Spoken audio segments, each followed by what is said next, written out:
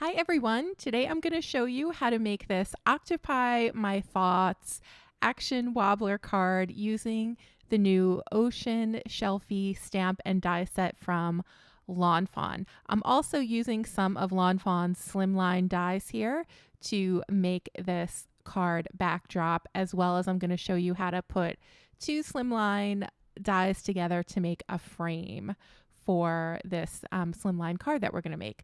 So to get started, we are going to have an inked background and we are going to have an ocean theme going on. So I'm using some inks that I think would make a nice little deep ocean scene. So I'm using that chipped sapphire at the very bottom, and then some stormy sea next, and then a little cracked pistachio just for some vibrance and interest to the scene, kind of in the middle there.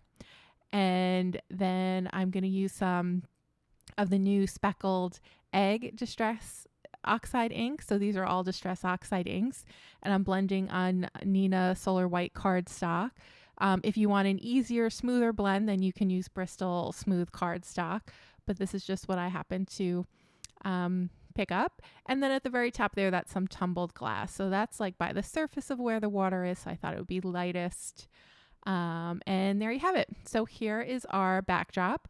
Now I'm going to spray some water so we get that pretty little water effect.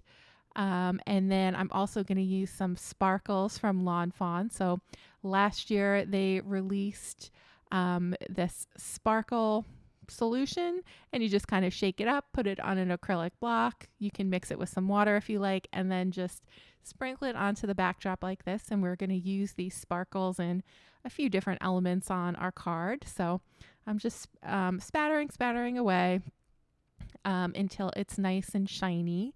They look like little crystals on the card. It's very beautiful. And then this is how I make a frame for my slimline dies. I just put two different size slimlines together, and I tape them together, and then it makes a nice frame like this. So slimline dies are kind of new, so we might not have all of the normal like frames and different things that we might have for our usual rectangular size card. So you might have to make your own frames for a bit.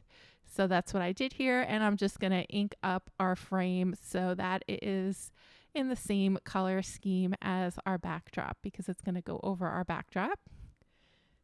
And then that looks good to me. I'll put it together just to make sure I got my colors lined up right.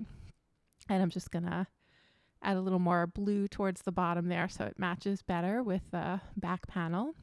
And now we can work on inking up our waves. So I'm going to use some of the chipped sapphire and the stormy sky on two of the panels, and then we'll use some cracked pistachio and tumbled glass on the other two. And the reason I'm doing that is because this set of waves is going to be towards the bottom of the card where we have our darkest colors, and then the other two panels are going to go towards the top of the card where we have, or the middle of the card where we have those lighter like greenish blue color scheme going on there. So just gonna kind of blend it until it gets to about where I want it. I wanted the tops of my waves to be a little bit lighter, so I just put some tumbled glass there, and then we can move on to the others. So this is the first kind of traditional card that I've made in a while. I've been doing a lot of digital art lately, and just a lot of drawing images myself and then coloring them in. So I haven't been doing much traditional card making, and I decided that this weekend I was going to try to get back to the basics. And so I kind of pulled out a bunch of my favorite dies and stamps and some things I haven't used yet, and I've decided I'm going to make all kinds of traditional type cards this weekend. So be sure to keep watching out for my YouTube channel to see what other things I come up with. And I'm just adding, again, the sparkles to these waves as well, so they match our background. And you can use the sparkle solution undiluted, or you can dilute it with a little bit of water. If you dilute it with water, it'll be a little less sparkly, so that's the only difference there. And now here are the adorable images from the Ocean Shell-fie stamp set by Lawn Fawn. I just love those two little octopi. And then we have some goldfish and then some little jellyfish as well. And we are going to not use all of the images for our card, but we're going to use it to octopuses or octopi. We're going to use some of the seaweed and then the bubbles and a couple of the fish. And then I think we have a little oyster with a pearl that we're going to color in as well. So for the base of our large octopus, I'm going to use BV20 for the base. And then we're going to add in our darkest shading with BV29. And then we're going to use midtones of BV23 and BV25. So these 4 shades of copic markers, they're very, very similar to the cool grays. They have a little bit more purple in them. So I don't know if you can see that, but they're a little bit more purpley than the cool gray. So they're different that way. And you can get some really, really beautiful depth by combining these 4 colors together. One of the reasons why I think that this is a good color combination for card makers is because you've got 4 colors and they all blend pretty well into each other. So you're not going to have to struggle much in getting the colors to blend well. So if you're new to coloring and you don't, quite understand how all the 350 or 360 copic markers, how they relate to each other and which ones blend easily and which ones don't, this is a good little foursome to just start practicing shading, because if you just follow a numerical order from BV20 to 24, 23 to 25 to 29, you'll get a really, really nice smooth blend. And that's what I'm doing with this octopus. So our base coat, again, is the lightest shade, the BV20. Our darkest is the BV29, and I only added that in little areas where there'd be a shadow, like underneath the little arms and by the chin and a little on the side of the head. And then our midtones, I use both of those to kind of blend from the outward edges towards the inside, so that you have an image that the different pieces of it are darker on the outside and then lighter towards the inside, which will make it look dimensional. Now I'm giving it a glaze, so I use BV52 and a little BG10. So that is a trick. If you are using grays and you want to add a little bit of color, you can always glaze it by going over with a marker in another color that's going to mesh well with the grays. And in this case, the BV52 gives our little octopus a real nice glow by adding that over the BV20s. And then I also used a little BG10, which is a lighter shade, and I use that for like the center of the octopus's face. So just a little trick there if you want to get a little bit of color into your images. We're going to do something similar with this little octopus that I'm coloring in here. And for this guy, since he's smaller, I wanted him to be a little bit lighter in tone than our larger octopus. So for the base, I use C0 instead of BV20 for this little guy. And then the darkest shades that we're going to use for the contouring is BV25. And by doing that, then we'll have our octopi will be colored similarly, but they'll still be a little different. So you get a little differentiation, but they still match. And then for my glazing color, I'm using a little bit of the BG10 and then a tiny, tiny bit of the BV52 on that little guy. Now for the other images we're going to color in this little oyster and pearl, and we're going to use some orangey reddish tones here. And our goldfish are going to be colored in some yellow reds as well. So I thought for the color palette of this card, I wanted to keep it all just purple, blue, green, and then a little bit of orange. I think those colors play nicely with each other. For our pearl, I thought that it should be sparkly, so I just painted over the entire pearl with some of that Lawn Fawn sparkle. And when it dries, you're just going to see how lovely that is and sparkly. And then I thought it would be cute to add some of that sparkle to the little freckles on our 2 octopi. So I added some there. And now we'll color in the bubbles.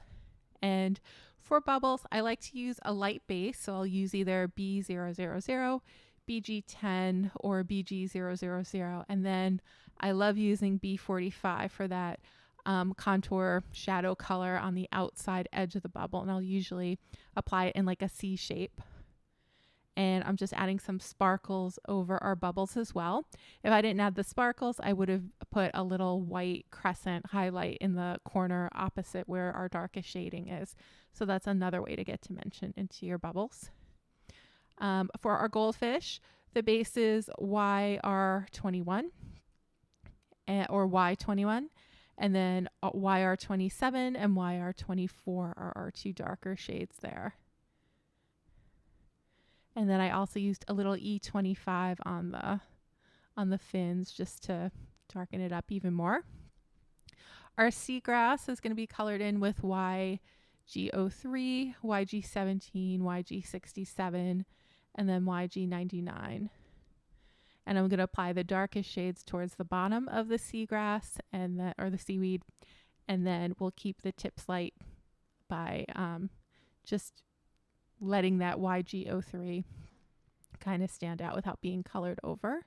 Here are the dyes, so I'm just gonna put the dyes on, and I ran it through my die cutting machine, and here are our little images. There's that little pearl that is so pretty and bright.